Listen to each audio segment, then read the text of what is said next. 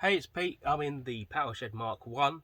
There is going to be some changes happening very soon. We need to take the shed down and basically extend it and make it into a more productive area, a garden room, workbench either side, one for me, one for the wife, and make it more homely. To be honest, a shed full of gubbins is not particularly desirable. Gives me the perfect opportunity to show off the Powerwall because we've removed the shelf. There's two problems with the shed as it stands. One is the floor is sinking, and one is we're going that way, and that way is the alleyway. So there's there's two possible things that could happen. You can come into the shed one day and you fall through the floor, or you open the back door and it's in the alleyway. Either way, it's not particularly pretty. So this Powerwall has been in service approximately 3 years now. 3 years, end of January will be the total date. It's obviously changed around, it's moved backwards and forwards, and we've added different inverters and extra charge controllers as we've gone along. And it's entirely built from these 18650 cells of various brands, models, capacities, all processed and with the favourable outcomes, spot welded and soldered into 7S 60p packs. Now, 60 cells in parallel gives us the magic 120 amp hour capacity, and the 7 in series gives us the voltage, the working voltage that we need to run the system. There is 1260, less a few cells in there. We've got a pack of unbranded cells just here, and not one of them, of those 21 packs, have let us down over the last 3 years. There is a AliExpress balancing unit there, but it's seldom on, and it's only for like a maintenance charge where I just charge it up full, make sure everything's happy, balanced, and then let it run for 6 months or so until it really needs to be sort of checked upon.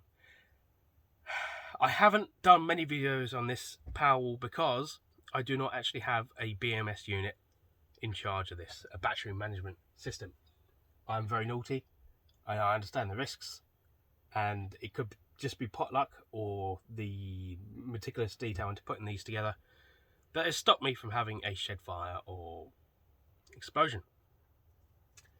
We've got to change that soon, and it's going to be sooner rather than later, because what I really want to do right now is have a 24 volt home system, DIY home system, working for at least the next 2 years. Because whilst I've added charge controllers, switches, inverters, moved panels around and added extra solar panels, what I can't afford is a home battery storage system that is off the shelf. I can't afford the $4,000 to buy the battery or have the person install it. I am an electrician, but it's not my expertise. I'd rather have someone else put that in. Nor can I afford to have the solar panels put on the house, because yet again it is still cost prohibitive to me. So in the meantime, you might have seen the last couple of videos back, I'm building 1.7 kilowatt bricks. I've built 2. I'm on the 3rd. The 4th is ready to be put into the cell holders. 28p 7S again. They'll give us around about 6 and a bit kilowatts whilst I put this through its paces and give it a good health check. As I say, there's other things around the corner, but we're going to do another video as we strip down the shed. Shelves are going, stuff's going from underneath the benches. You won't see any of that again for a while.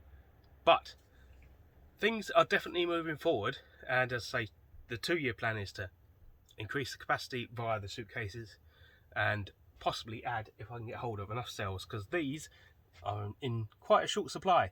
I can't get recycled or dead or half-life or second life cells for the life of me. They're all LiPo pouch cells, which don't look as good.